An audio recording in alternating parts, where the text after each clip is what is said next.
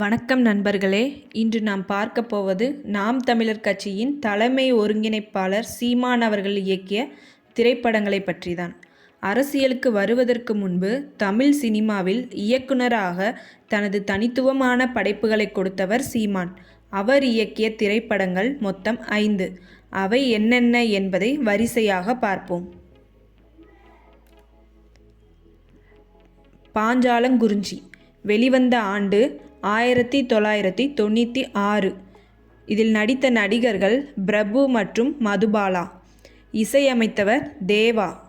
சீமான் இயக்கிய முதல் திரைப்படம் கிராமிய பின்னணியில் காதல், குடும்ப உணர்வுகள் மற்றும் ஆக்ஷன் கலந்த திரைப்படமாக அமைந்தது.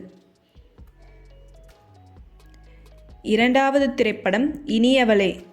இந்த படம் வெளியான ஆண்டு 1998. இதில் நடித்த நடிகர்கள் பிரபு, சுவலட்சுமி மற்றும் கௌதமி. இந்த படத்திற்கு இசையமைத்தவர் தேவா. காதல் மற்றும் குடும்ப உறவுகளை மையமாக கொண்டு உருவான மென்மையான காதல் திரைப்படம். மூன்றாவது திரைப்படம் வீரநடை. இது வெளியான ஆண்டு 2000. இதில் நடித்த நடிகர்கள் சத்யராஜ் மற்றும் குஷ்பு.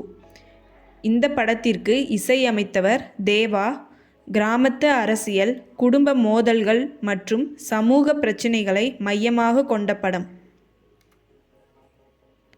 நான்காவதாக இயக்கிய திரைப்படம் தம்பி. இது வெளியான ஆண்டு 2006.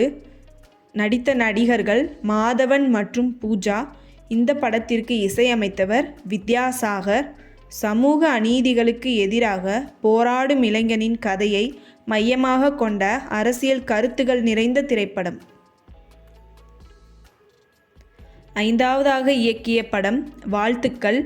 வெளியான ஆண்டு 2008. இதில் நடித்த நடிகர்கள் மாதவன் மற்றும் பாவனா. இசையமைத்தவர் யுவன் சங்கர் ராஜா. காதல், திருமண வாழ்க்கை மற்றும் குடும்ப உறவுகளை மையமாக கொண்ட திரைப்படம்.